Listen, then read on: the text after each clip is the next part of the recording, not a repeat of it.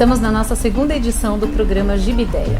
Ele foi concebido, só para relembrar um pouquinho, para que traga para o nosso público pesquisador ou amante das histórias em quadrinhos ou ilustrações, enfim, do mundo da nonarte, entrevistas e documentários com roteiristas, com pessoas que trabalham em arte final, com editores, com desenhistas, ilustradores, enfim, várias pessoas que trabalham por trás dos bastidores de uma publicação em HQ.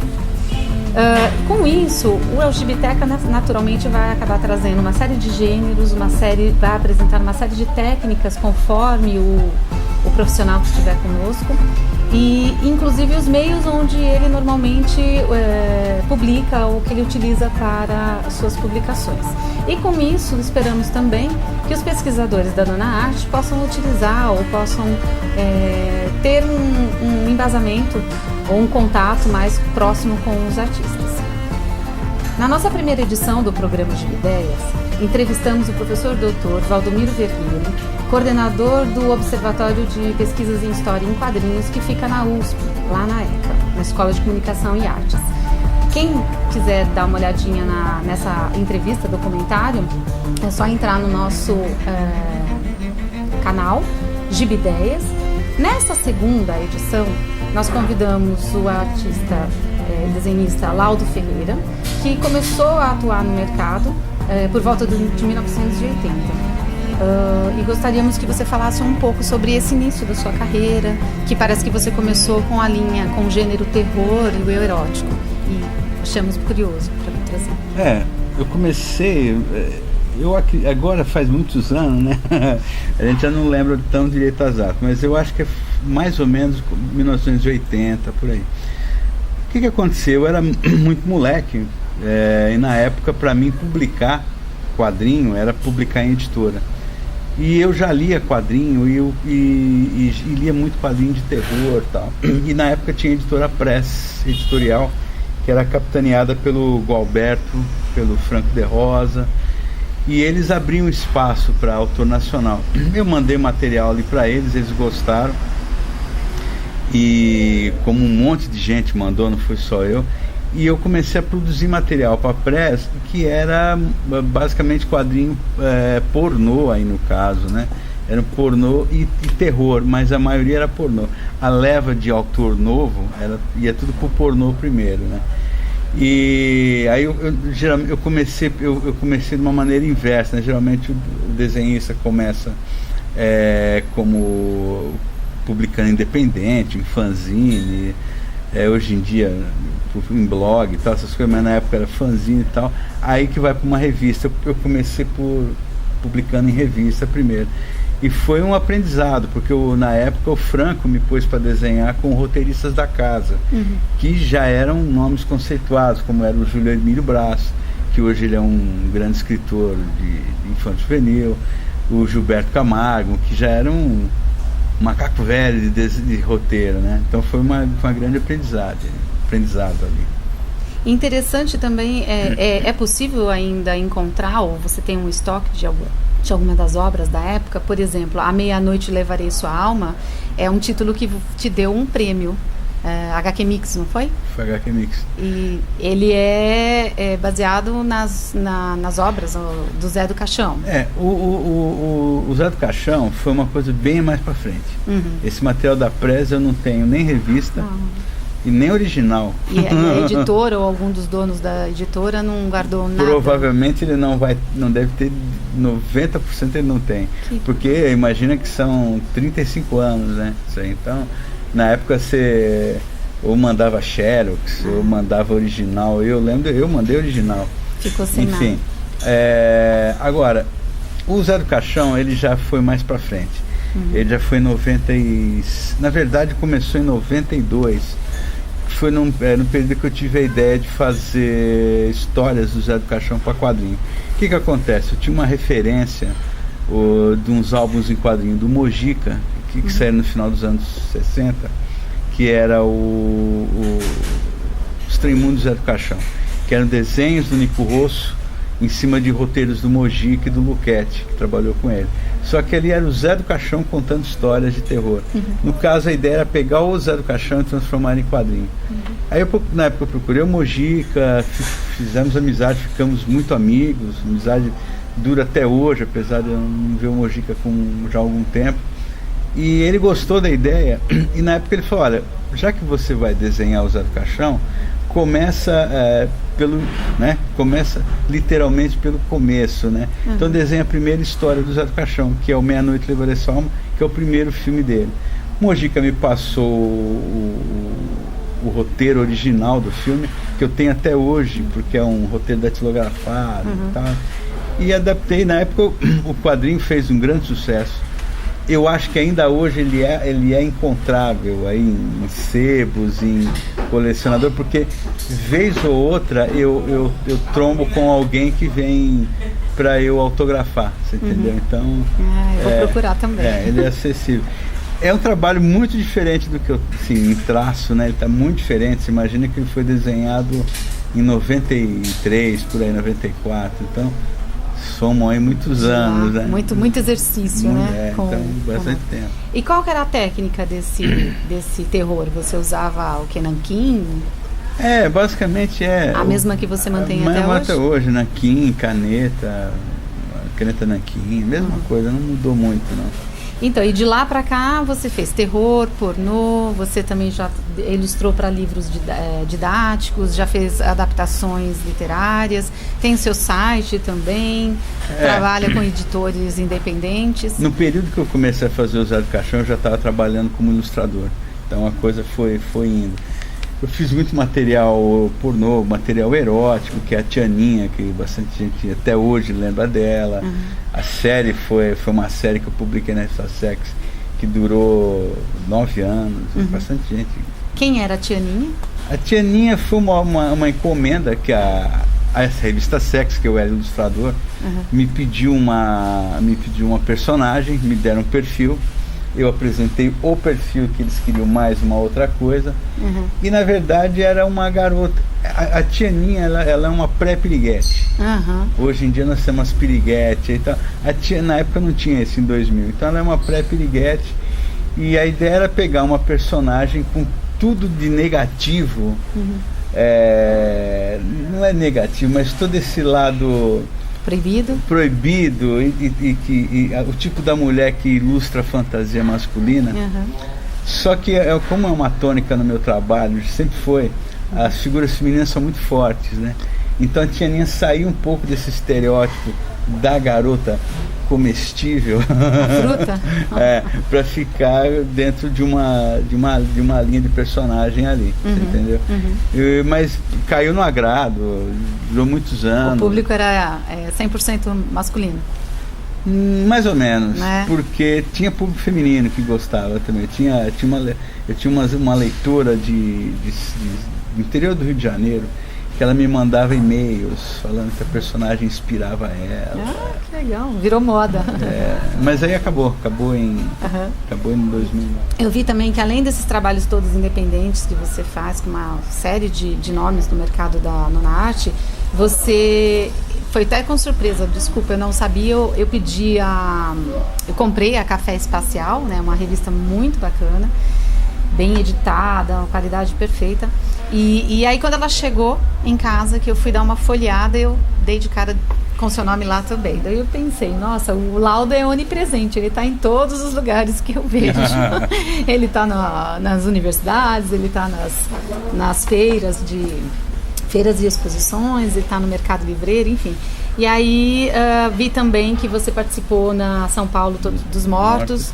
Eu queria saber como é que é esse trabalho com os independentes. Você faz uma série de coisas paralelas, né? Olha, até hoje, eu viro e mexe, eu tento diminuir minha produção. Eu estou ligado com uma série de projetos aí meu, mas eu acabo me envolvendo com algumas coisas menores, de 10 páginas. Que aí você acha que vai ser pouco tempo? E às vezes acaba não sendo e tal. Mas é porque o projeto que é legal, os autores, os editores, melhor dizendo, são amigos meus. Então você sempre acaba... No caso, por exemplo, da Café Espacial, eu já conheci o Sérgio Chaves há muitos anos. Há muitos anos. Eu não lembro desde quando eu conheço ele. É uma figura muito querida. E eu participo desde a primeira Café Espacial. Então eu regularmente eu contribui, né? Colaborador, eu acho que você está lá.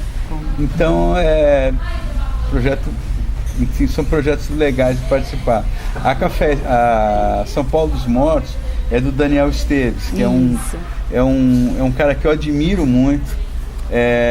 Eu fiz amizade com ele já há muitos anos, eu não lembro quando, mas eu quis fazer amizade com ele porque eu li a Nanquim Descartável, que era personagem dele e tal, gostei muito do roteiro dele, e aí eu mandei um e-mail, quis fazer amizade com ele, e a gente acabou, ele me chamou para participar desse projeto do São Paulo dos Mortos, com um roteiro mais ou menos dentro de uma linha que eu queria desenhar, e que ele me convenceu a fazer. Então são projetos legais e é bem importante você estar participando, porque o desenhista é diferente de um escritor que às vezes escreve um livro em um mês, em uma semana, um cara que vai fazer um show. A obra do desenhista de quadrinho leva meses ou anos. Então, às vezes, você poder participar de um projeto de uma revista, de um projeto de um livro, você vai, de certa forma, mantendo seu nome em evidência e o seu trabalho, né? E a mudança de estilos, né, também. Também. Porque, por exemplo, no Alto da Barca do Inferno, com a editora Peirópolis, que eu particularmente aprecio muito, todos os trabalhos são publicados por eles. Aqui é muito interessante a forma como o teatro é muito forte na sua vida e você mesmo faz faz esse depoimento a esse respeito. Ficou ótima. Eu acho que convida à leitura da obra original e quando você traz o independente, a gente acaba comparando alguns traços, né? Quer saber o que tem de laudo lá e o que tem de laudo aqui. E é bom, porque é como se fosse uma nova proposta de trabalho que te desenvolve, te capacita para fazer outros tantos diferentes, né? Tem umas coisas assim, existe algum ponto, que é difícil falar, é isso aí, mas existe um ponto aliás, às vezes dependendo do trabalho, que nem o Alto da Barca, que foi um projeto meu para Peirópolis, isso. Então é o trabalho todo. Mas no caso, por exemplo, São Paulo dos Mortos, não havia um interesse meu no assunto. Então eu falei com o Daniel. Aí o Daniel me convenceu me apresentando uma história interessante, entendeu? Então, e alguns pontos do roteiro do Daniel me mexeu aí para fazer uma série de coisas. Usar a música do Odair José, eu falar pro Daniel, olha Daniel, eu vou pôr um visual meio brega. Ele cara, mas você não esquece que a história se passa no futuro. Eu falei, tá, tudo bem, mas isso acabou nem pesando na minha balança, acabou. Então assim, esses pontos me ajudam a transformar numa história interessante. E trabalhar com roteirista, isso é muito importante, que te deixa essa liberdade. Porque eu já trabalhei com roteirista que é tudo muito marcadinho, e que é legal, mas você tem que ter você é um criador. Tem que ter uma liberdade, né? Uma troca. Acho que a troca, não só vir e representar o que ele pensou através de uma narrativa, a imagem, né? Muito interessante a obra. Depois a gente vai mostrar as imagens. O que me deixou bastante também curiosa, né, em relação a vários estilos seus, é o super-herói David Scarlatti, que está no Banda Mamão, isso? No seu site, Banda Desenhada. Que já faz uma brincadeira, né? Porque traz o nome da história em quadrinhos lá em Portugal, que é a Banda Desenhada, não é isso? São coisas assim. O Banda Desenhada, que é o nome do estúdio, meu e do Omar Vinoli, justamente é uma brincadeira, porque o Omar é português mesmo. Eu tenho minha ascendência portuguesa. Eu sou Ferreira, pois. Enfim, o Banda Mamão é uma daquelas doideiras que você não sabe explicar muito bem, mas o Banda é por causa do Banda Desenhado, o Mamão por coisa minha. O Dave Scarlatti, ele foi uma brincadeira em cima de quadrinhos que eu fazia quando eu era criança, moleque. Eu cresci lendo Flash Gordon, essas coisas, Mandrake e tal. E o Dave Scarlatti, ele é um Flash Gordon. Ele tem uma roupa meio parecida com com o do Flash Gordon e tal. Então, quando eu optei em mudar a cara das tirinhas do Banana-Mamão, eu quis introduzir histórias com personagens ali, eu pensei em fazer uma brincadeira com um herói de ficção. Então eu criei uma série e pus o nome daquele herói que eu fazia quando eu era menino, que é o Dave Scarlatti. Com uma boa liberdade de criação. E a ideia é trabalhar com fluxo de criação. Quer dizer, as tiras foram feitas, foram feitas já uns 3 anos atrás. Elas, a cada tira eu ia criando a história, não tinha um roteiro. Então o que as pessoas vão lendo é a história, e muita gente gostou. A ideia é ele ser personagem de uma série só, que é o que eu estou publicando. Mas na verdade eu já estou preparando uma outra leva de histórias dele aí, assim que eu acabar de publicar essa primeira. Isso é bom. E aí, fazendo a menção também a um outro tipo de personagem, ou a um outro tipo de trabalho que você fez, que já é bastante vendida no mercado editorial, o Yeshua, né? Que é uma obra, brincando com você, que já está na adolescência, né? Você já está criando essa criança há 15 anos, é isso? Já está na adolescência. 2000 você começou a pesquisar a possibilidade de publicar, e foi ideia sua? Foi ideia minha. 2013 lançou, como eu te falei, já tô, como é que fala? Emancipando a criança. Precisa emancipar ele. Então, o Yeshua, ele foi criado, a ideia de fazer história em quadrinho, no final dos anos 2000, dos anos 90, 98, 90. Ele começou a ser desenhado em 2000. Então eu ponho como 2000, quando eu comecei, o primeiro volume começou a ser desenhado aí. Na época, houve um estalo de eu fazer uma história de Jesus. Eu comecei a trombar com muito documentário sobre a vida de Jesus, e começou a me vir muita coisa sobre livro apócrifo. O assunto espiritualidade, toda essa questão, sempre me interessou. Eu já fiz trabalhos independentes antes disso, com esse viés. Não com essa pegada Jesus, religiosa, mas existia algo. A ideia foi então fazer uma história de Jesus contando ela linearmente. Aí que foi um desafio, porque os evangelhos canônicos, eles são blocados, né? São em capítulos. A ideia é a história contada linear. E contar ela dentro de uma perspectiva mais realista. Isso lá atrás, a coisa veio se aprimorando. O que acontece?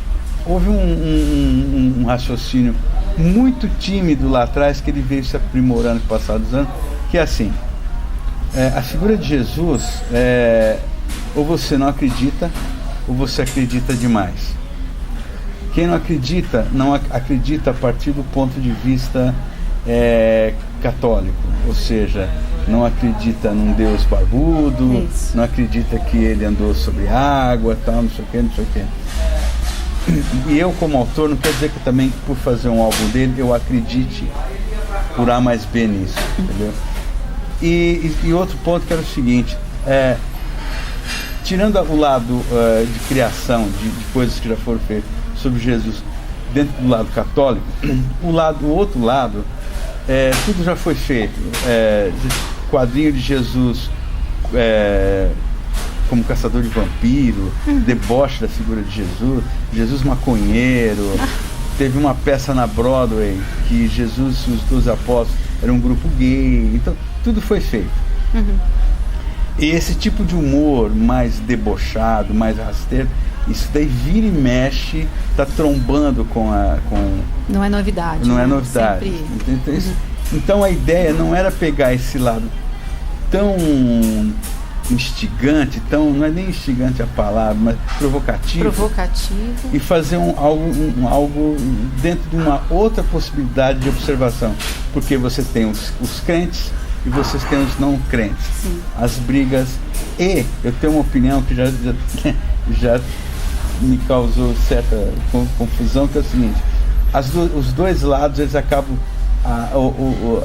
os dogmas em que cada lado acredita são tão fortes que eles acabam ficando iguais. Então a ideia era que fosse uma coisa diferente, pegasse um outro caminho. Então era pegar a figura de Jesus, desmistificar ela, pegar a história dele e desmistificar sem tirar a história dele, sem tirar o básico da história dele. Então foi que foi feito nesse tempo. Os 13 anos que eu levei para desenhar foi porque eu trabalho como ilustrador, era um projeto pessoal, fiz outros álbuns, o Alto da Barca, o Clube Histórico da Esquina, lancei uma minissérie independente, então fiz outras coisas. Mas esse tempo que eu levei para desenhar o Yeshua, ele serviu como maturação numa ideia. Então, por exemplo, a forma que eu acabo o terceiro livro, se eu tivesse feito ela em 2000, não seria a mesma coisa. Não, o que eu acho muito interessante foi a tua preocupação em não usar o Jesus que todo mundo conhece, né? Você parece que levou bastante tempo para criar um Jesus distante das imagens que a gente já está acostumado a ver. É um processo. Que já faz parte do... em qualquer lugar eu reconheço Jesus. Ele é loiro, de olhos azuis e de barba. E você queria uma identidade diferente dessas propagadas, né? Porque se você for ver a visão católica, religiosa, ela é aquela. Então, agora, se você for pegar uma visão... se você for chegar para um ateu, ele vai ter uma visão contrária de Jesus, não contrária, ele vai ter uma visão diferente, provocativa, mas usando aquele elemento da católica. Então, assim, não existe uma outra possibilidade disso, porque você está criticando o estabelecimento católico, a indústria da igreja. Agora, a figura é uma outra pesquisa. Aí requer um conhecimento um pouco maior. Aí eu vi que você se preocupou, você buscou pessoas que tinham trabalhos acadêmicos para te dar suporte, para não acabar fazendo de uma forma assim, sem muita responsabilidade, ou caindo até correndo o perigo de ser desrespeitoso. Eu falo da obra porque, por exemplo, meu sogro, ele é ministro de igreja, ele ajuda, então ele é bastante católico, frequenta o ambiente da igreja e tudo mais. E aí quando eu apresentei o Yeshua, ele adorou. Ele fez assim: nossa, como é bom, eu tô lendo a Bíblia, mas de um jeito que eu entendo. E isso eu achei bárbaro, porque realmente aquelas palavras a gente sempre precisa de alguém para interpretar. E a interpretação, ela vai depender do repertório de cada um. Então, um padre que estudou tantos anos, ele vai dizer que ela tem um significado X, Y, Z na vida, na passagem, na conduta, né? Conforme os valores da igreja que ele segue.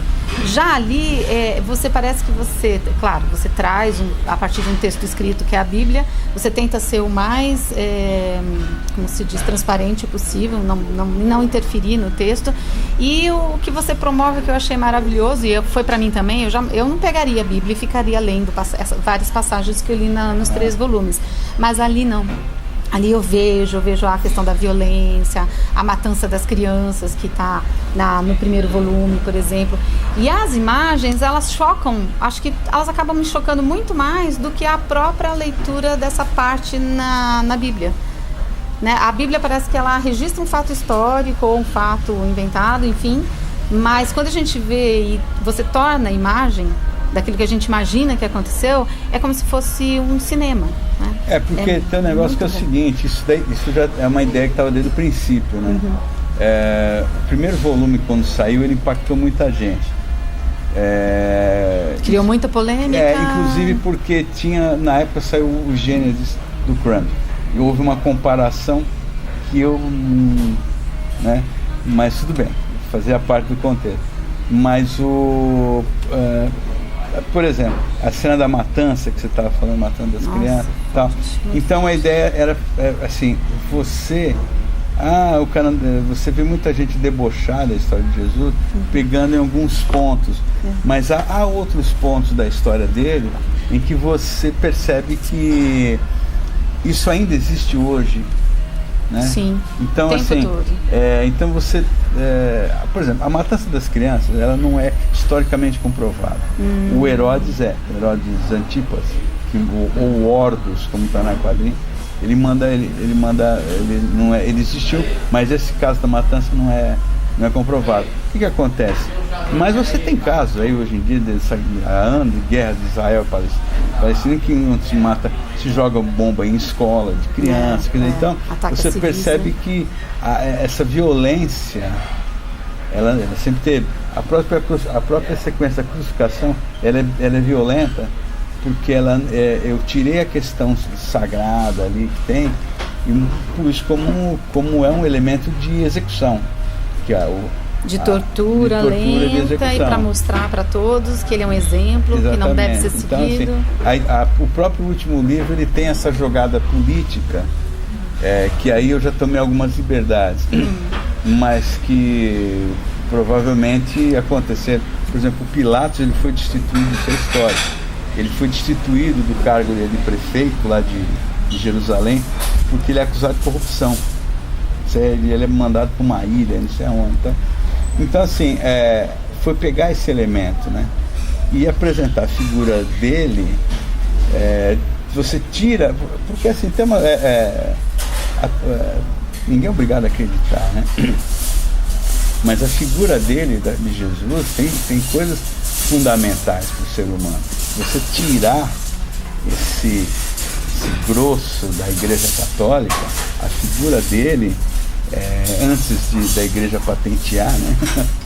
Ela é muito importante.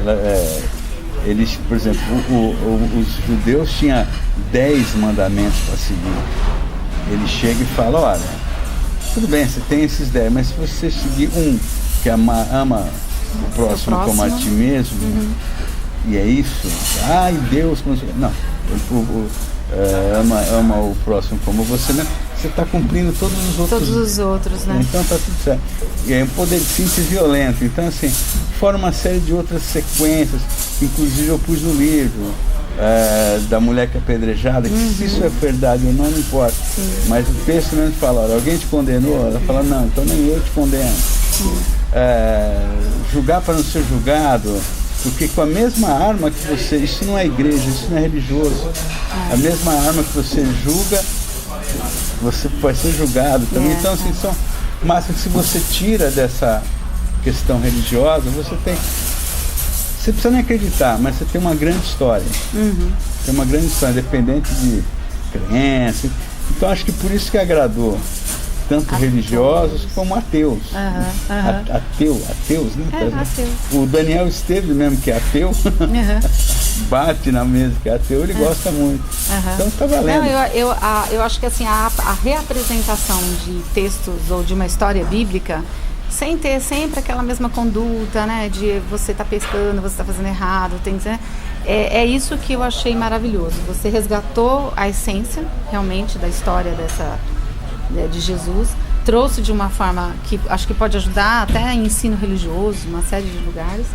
E tanto ela, quem sou eu para julgar, mas assim, ela é tão boa que eu tô sabendo que ela vai ser republicada agora numa única edição de luxo, especial, capa dura, pela editora Devir, é isso?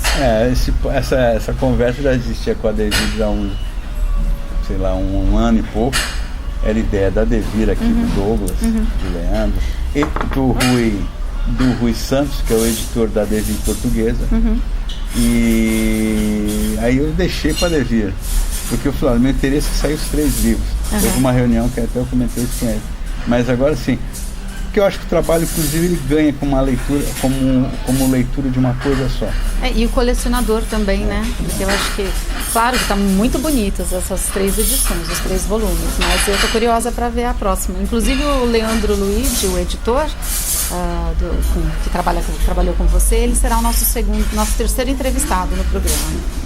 Eu queria que você falasse só um pouquinho, assim, resumidamente, esse público que você tem. Então, você tem um público que por exemplo, o meu sogro não conhecia suas obras, conheceu e gostou dessa apresentação do texto bíblico ou das passagens bíblicas através do Yeshua. Você também tem o público em livros didáticos, você tem o público nas adaptações literárias que pode ser paradidático ou não. Você tem os livros independentes, você tem tantos trabalhos sendo feitos. E eu ainda tenho o público do blog, né?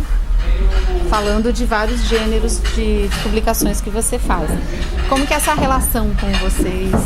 Ou o que te pedem mais? As tirinhas? Enfim, você está no mercado impresso, você está no site também. Eu não sei, assim, qual é o preferido das suas criações? Qual é o queridinho, mais queridinho? Você sente, assim, uma atração maior? Olha, por exemplo, no site do Estúdio Banda Desenhada, na parte de tirinhas, onde tem a do Banda Mamão e o do Coelho Nero, do Omar. O Coelho Nero do Omar, por exemplo, é um trabalho dele, é um trabalho autoral dele, e ele tem descoberto o público dele ali, inclusive infantil. As tiras ali não são o meu principal, embora eu faça com carinho. O meu público ainda é do quadrinho.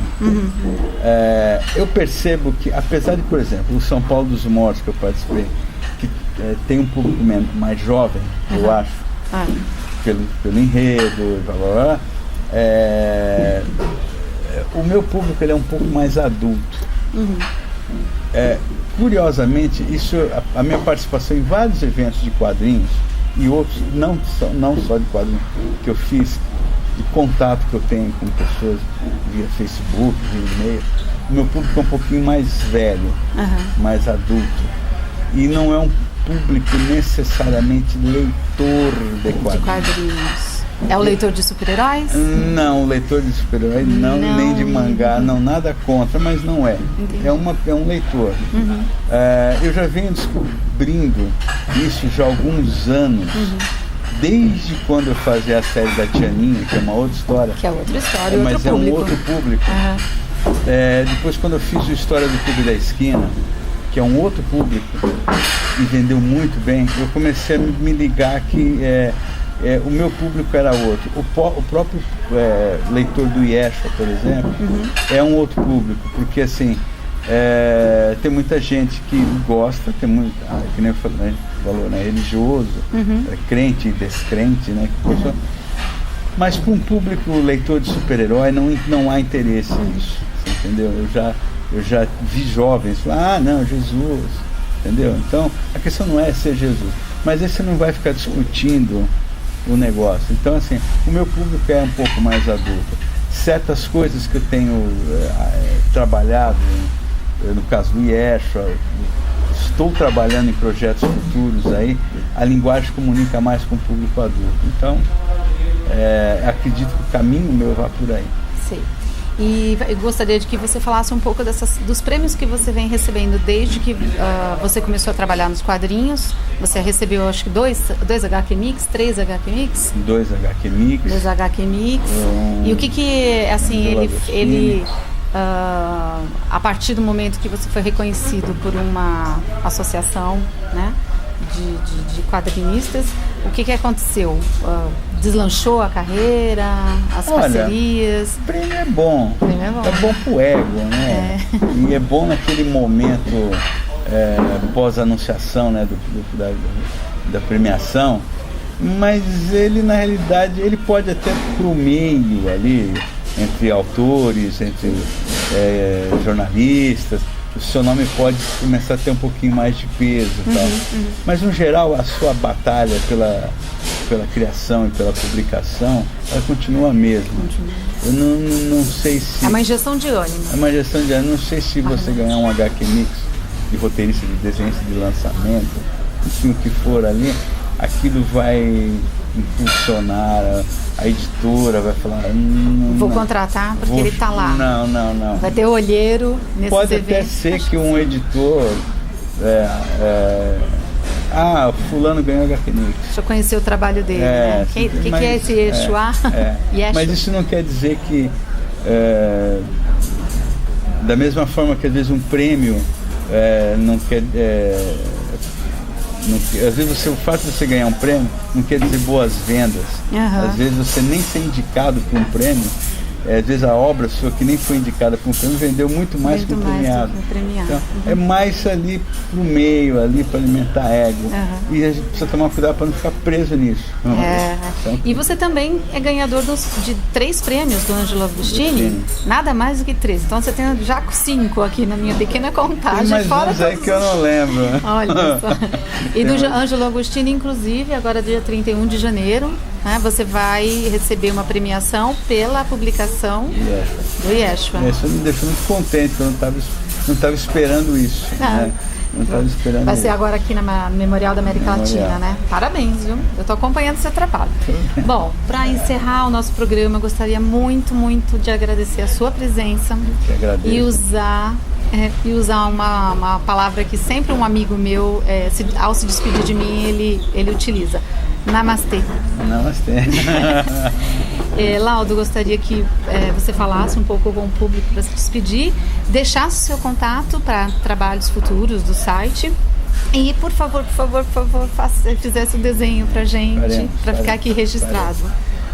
Primeiro agradecer pela oportunidade de falar aqui, entendeu? De estar aqui presente, dividir suas vitórias. Que a gente fala, sempre é importante para a rapaziada que nova, que vê essas entrevistas e tal, porque aqui nesse negócio de prêmio, sempre importante é produzir, é você ter ciência do campo que você está, de como é que está a situação, não criar ilusão nem desilusão, estar com o pé no chão.